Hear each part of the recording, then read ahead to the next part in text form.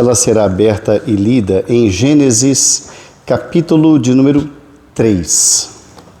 Gênesis, capítulo 3, é o texto que serve de base para a nossa reflexão na noite de hoje, na quarta mensagem sobre casamento e família, que nós estamos nos propondo nesse mês de maio, considerado o mês da família, o mês do lar. Gênesis, capítulo 3. Os irmãos vão acompanhar assentados reverentemente a leitura dos 13 primeiros versículos. E assim nos diz a palavra do Senhor. Mas a serpente, mais sagaz que todos os animais selváticos que o Senhor Deus tinha feito, disse à mulher: é assim que Deus disse: não comereis de toda a árvore do jardim? Respondeu-lhe a mulher: do fruto das árvores do jardim podemos comer. Mas do fruto da árvore que está no meio do jardim, disse Deus, dele não comereis nem tocareis nele, para que não morrais. Então a serpente disse à mulher: é certo que não morrereis, porque Deus sabe que no dia em que dele comerdes, se vos abrirão os olhos, e como Deus, sereis conhecedores do bem e do mal. Vendo a mulher que a árvore era boa para se comer, agradável aos olhos, e árvore desejável para dar entendimento, tomou-lhe do fruto e comeu, e deu também ao marido, e ele comeu. Abriram-se-lhe então os olhos de ambos, e percebendo que estavam nus, coseram folhas de figueira e fizeram cintas para si. Quando ouviram a voz do Senhor Deus, que andava no jardim pela viração do dia, esconderam-se da presença do Senhor Deus, o homem e sua mulher, por entre as árvores do jardim. E chamou o Senhor Deus ao homem e lhe perguntou: onde estás? Ele respondeu: ouvi a tua voz no jardim, e porque estava nu, tive medo e me escondi. Perguntou-lhe Deus: quem te fez saber que estavas nu? Comeste da árvore de que te ordenei que não comesse? Então disse o homem: a mulher que me deste por esposa, ela me deu da árvore e eu comi. Disse o Senhor Deus à mulher: que é isso que fizeste? Respondeu a mulher: a serpente me enganou e eu comi. Que Deus nos abençoe, irmãos, em nome de Jesus. Amém. Nessa quarta mensagem sobre casamento e família, irmãos, o título da nossa reflexão hoje é A Família sob Ataque. A família sob ataque.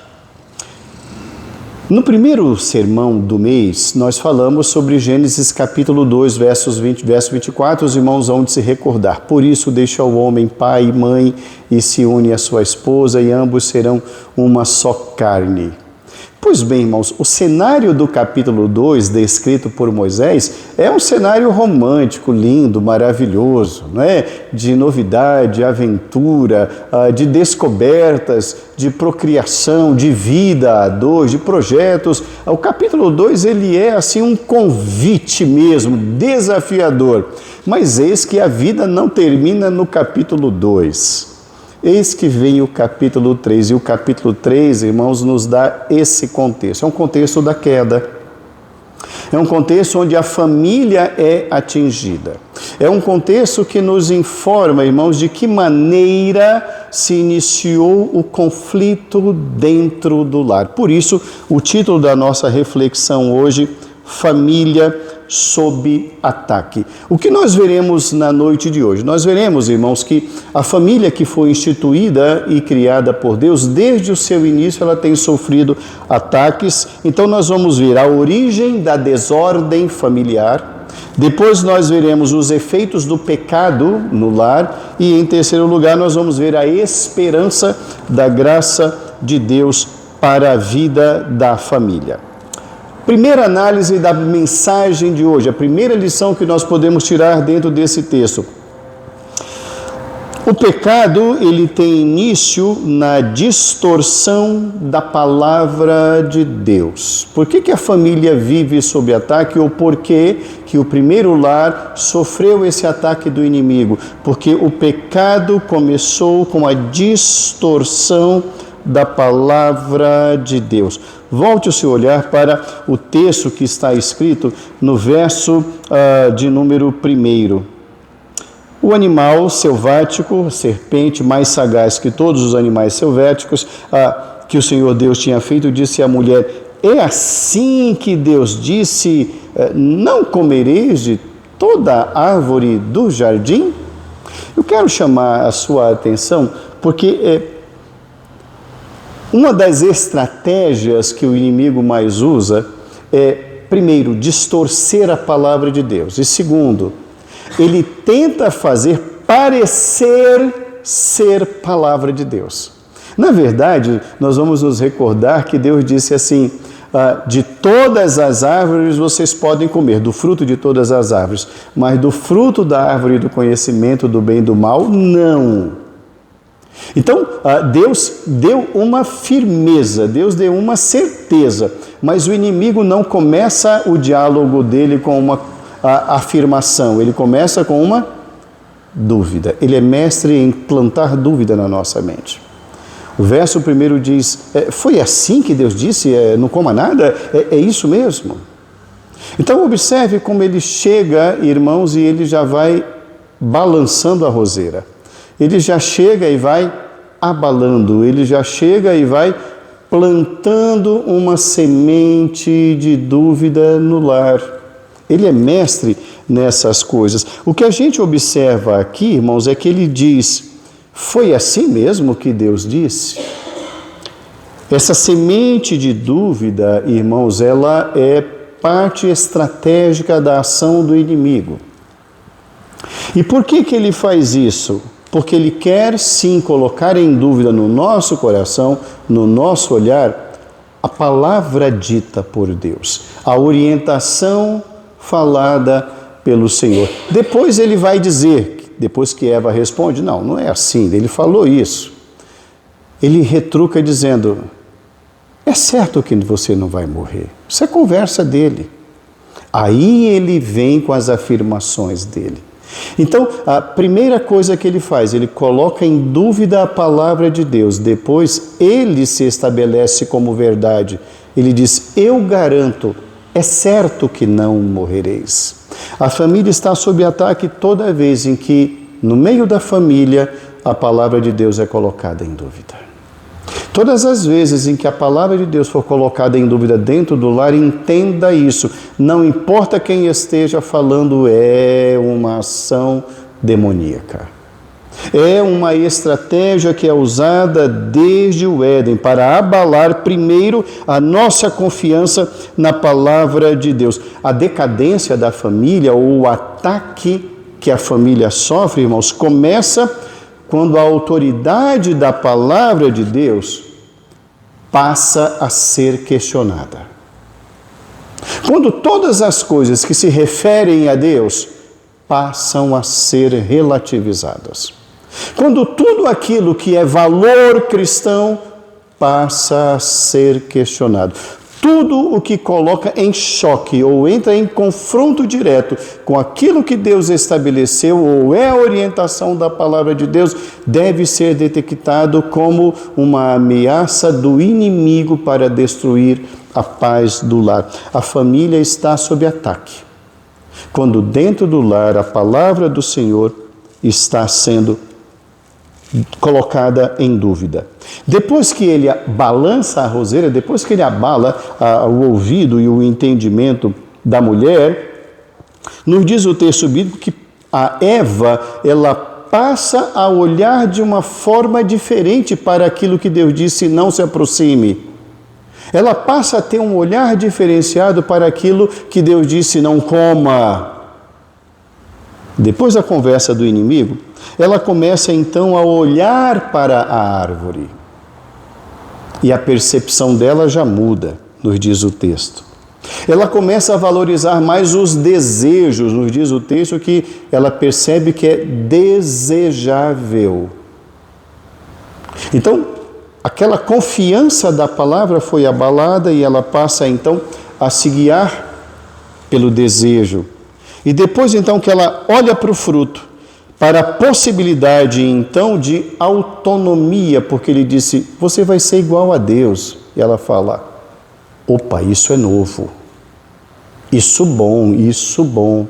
Então, observemos bem que a família está sob ataque quando a própria hierarquia do lar passa a ser questionada. Deus já não é mais o centro, a palavra de Deus já não é mais o centro. Daí a gente entende, irmãos, que muitos lares sofrem e adoecem exatamente porque a palavra de Deus deixou de ser central. A palavra de Deus passou a ser questionada, ela passou a ser relativizada. Muitos lares sofrem e adoecem, irmãos, porque as opiniões humanas passaram a substituir os princípios bíblicos. Quando outras influências, a influência de amigos, de familiares, da empresa ou de outras coisas qualquer e até mesmo da sociedade, passam a ter mais influência do que a própria orientação da palavra de Deus. Muitos lares sofrem e adoecem porque os sentimentos passam a governar mais do que a própria verdade da palavra de Deus. Os sentimentos, os desejos, eles passam a ser mais importantes do que a própria confiança da palavra de Deus. Famílias saudáveis não são construídas apenas com amor emocional, mas elas são construídas quando se submetem à verdade da palavra de Deus. O pecado tem início com a distorção da palavra de Deus. Uma segunda lição que nós aprendemos nesse texto, que nós observamos que a família está sob ataque, irmãos, é porque o pecado rompe relacionamentos dentro da própria família. O pecado rompe relacionamentos dentro da própria família. Volte o seu olhar para os versos 6 e 7. Dizem assim: vendo a mulher que a árvore era boa para se comer, agradável aos olhos, e a árvore desejada para dar entendimento, tomou-lhe do fruto e comeu, e deu também ao marido, e ele comeu. Abriram-se então os olhos de ambos, e percebendo que estavam nus, coseram folhas de figueira para si. O que a gente observa dentro desse texto aqui é que eles começam a ter um olhar diferente sobre o próprio corpo. Aquilo que antes não era vergonhoso, agora de repente passa a ser vergonhoso. Aquilo que ela tomou para si, achando ser bom, ela vai compartilhar sem saber que a contaminação já está na família. E agora ela vai levar isso ao marido. E nós não estamos falando de culpa aqui, ela é culpada e ele não. O objeto dessa reflexão não é esse, é dizer como o pecado faz. O pecado contamina. Então agora passam a surgir algumas coisas que até então não entraram no texto. Não havia no texto. E Moisés vai relatar culpas. Culpas passam a ser observadas. Vergonha passa a ser observada. Medos também. Acusações também. Adão culpa Eva. Eva, ela vai culpar agora a serpente, ou seja, o pecado vai dividir o casal, vai dividir e destruir a comunhão. O texto seguinte, irmãos, no verso de número 9 diz: onde estás? Ouvi a tua voz. Depois ele fala: vi que estava nu, tive medo, me escondi. O pecado, irmãos, ele surge de forma muito sutil. Não imaginemos nós que o inimigo ele vem com um grande arsenal contra a família. ele nunca vem com um grande arsenal. Ele não precisa de um grande arsenal. Ele precisa apenas plantar a dúvida.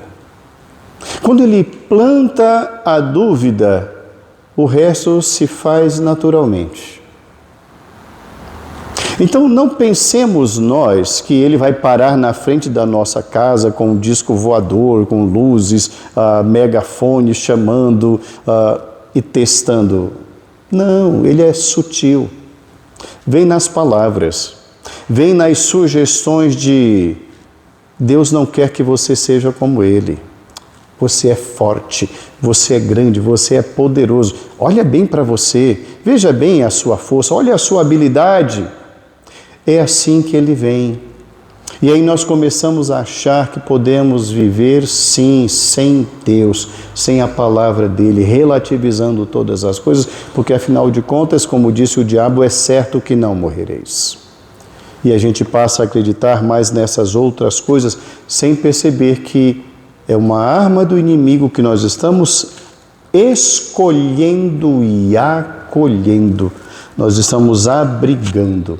O que nós percebemos aqui neste cenário, irmãos, é que o capítulo 2, onde reinava a paz, a graça, o conhecimento do homem para com a mulher, a bênção da procriação, naquele lugar maravilhoso, num jardim, num paraíso, onde eles desfrutavam diariamente da presença de Deus, o pecado rompe com todas essas coisas.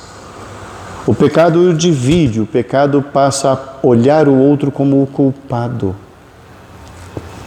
É interessante quando a gente observa essa transferência de culpa. Deus chama Adão, ele é o primeiro, ele é o homem, ele é o responsável, ele é o cabeça. Ele culpa quem? Eva. Ele fala, a mulher que me deste. Em outras palavras, eu não pedi nada, hein? Estava na minha. O Senhor que inventou. Eva, vamos conversar? Não, eu não, a serpente. Quem criou a serpente? Foi o Senhor. Observe muito bem como sempre a tentativa é de jogar a criatura contra o Criador. Tudo vai contra Deus. O inimigo, irmãos, ele vai atacar e atacou e vai continuar atacando tudo aquilo que Deus criou. Por isso, o título da mensagem, Família sob ataque. É impossível nutrir e construir um lar saudável sem que haja arrependimento. Onde há dedos apontados, culpas transferidas, é sinal de que ali reina o pecado, a divisão. Muitas famílias vivem, irmãos, exatamente assim, por trás de máscaras, como se fosse um baile de máscaras. Muitas famílias vivem em um silêncio emocional muito grande, o diálogo já se foi. Muitas famílias vivem em orgulho profundo. Eu não errei, quem errou foi o outro. Muitas famílias vivem em um distanciamento social. Eu estou ali, eu tenho para onde ir, mas não há diálogo mais ali. O pecado, irmãos, precisa ser, primeiro, identificado, confrontado e confessado, pois o pecado não confessado sempre gera segregação, sempre vai gerar separação.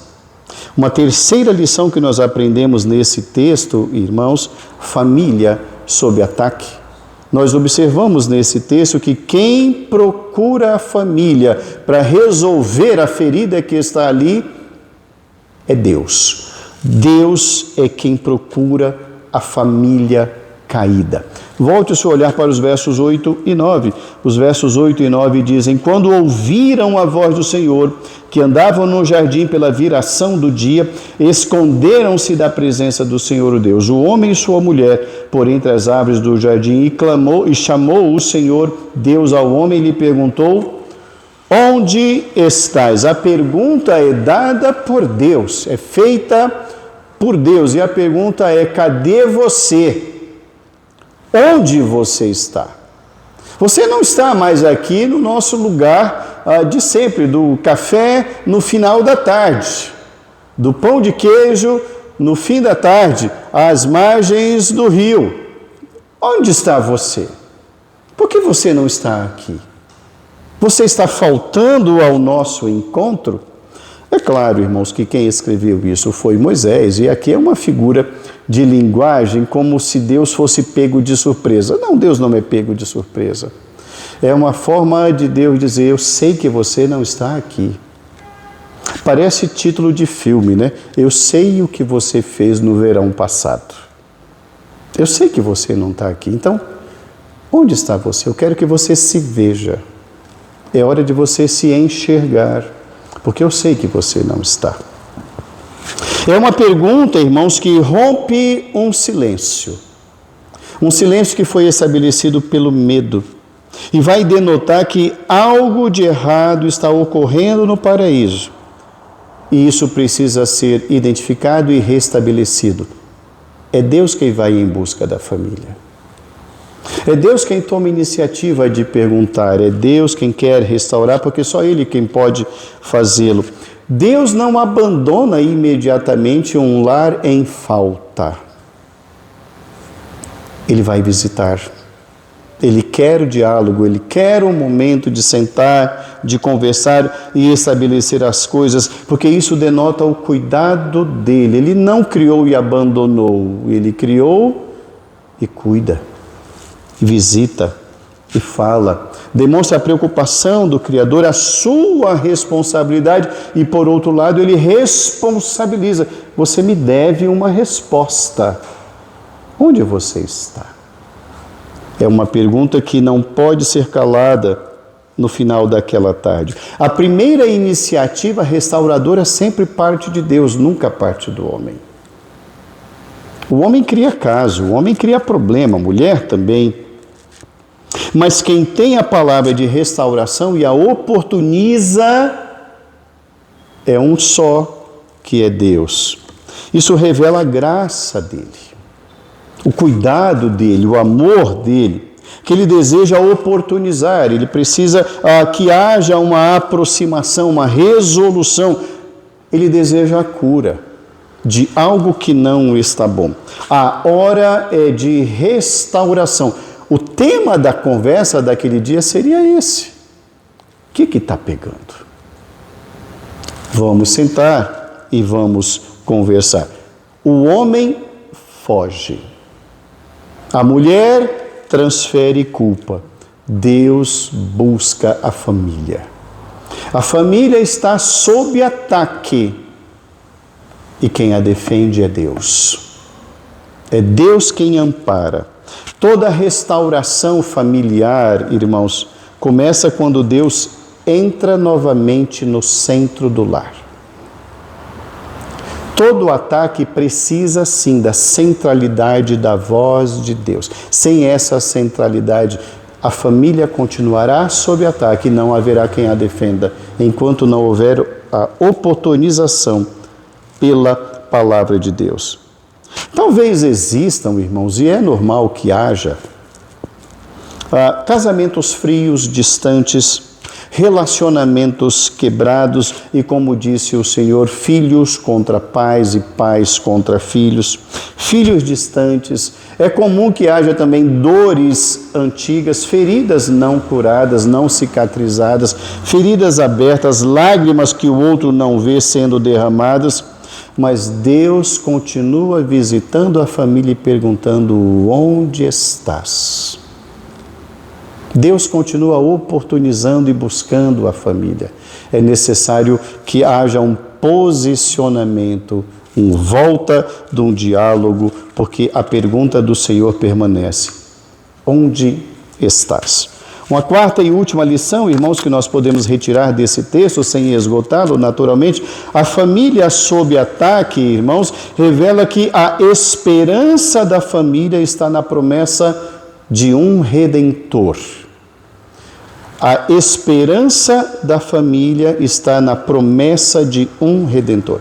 Volte o seu olhar para o verso de número 15, embora nós não o tenhamos lido, mas o verso de número 15 nos diz: Porém, inimizade entre ti e a mulher, entre a tua descendência e o seu descendente. Este te ferirá a cabeça e tu lhe ferirás o calcanhar.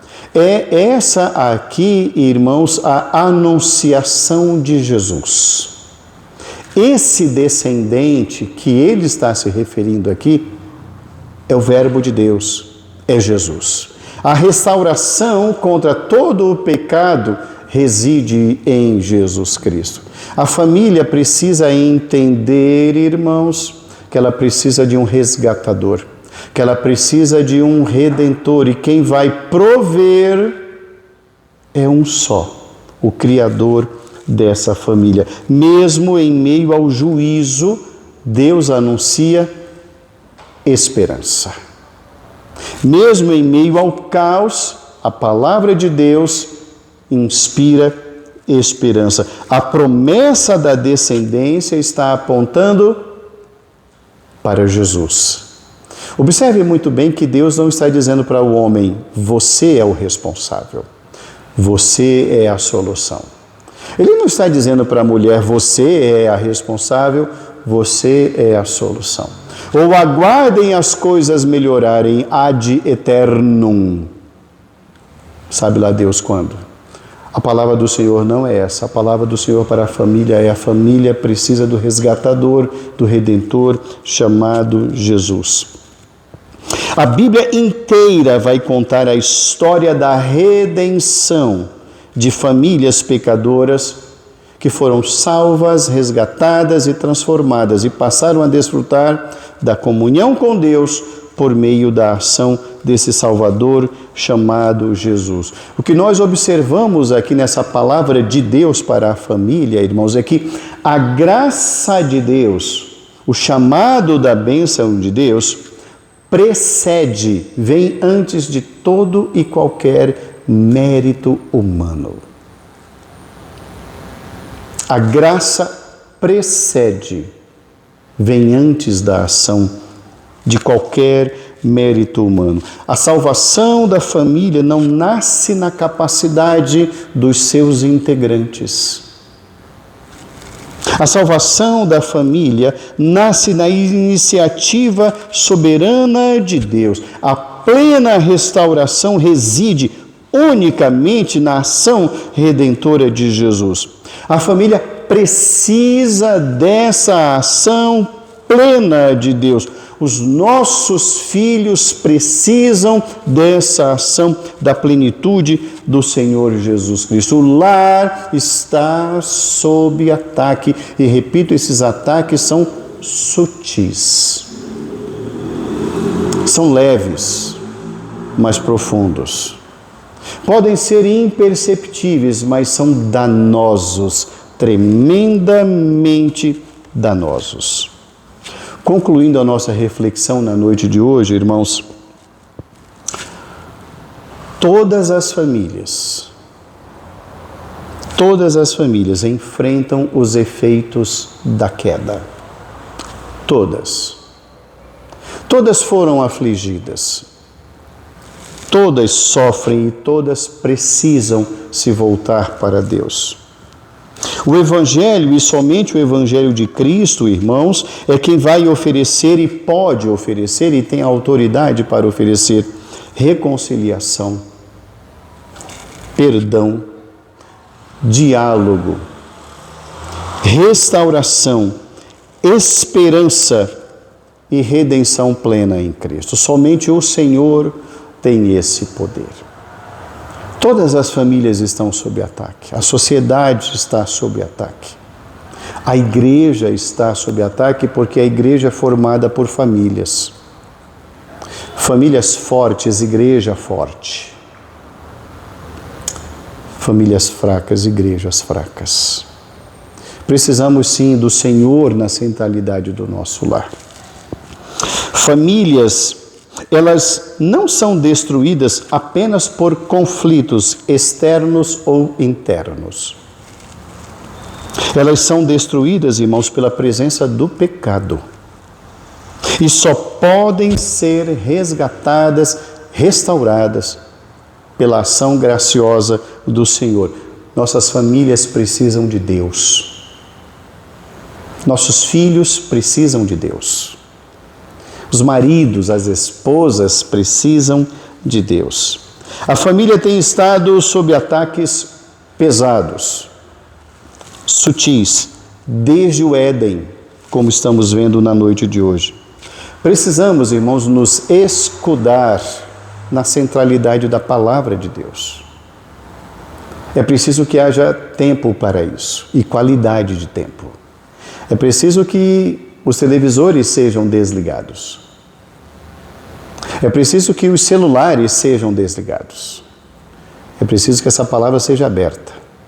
É preciso que aquela mesa esteja preparada e ao redor daquela mesa a palavra de Deus lida e exposta.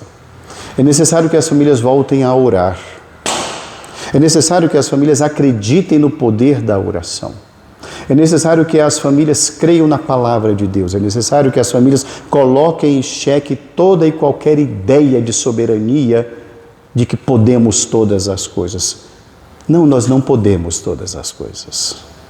Nós precisamos da graça do Senhor. É necessário que tenhamos, irmãos, um tempo dedicado a isso. É necessário que busquemos dar essa oportunidade, porque nós estamos tratando das vidas mais importantes do mundo.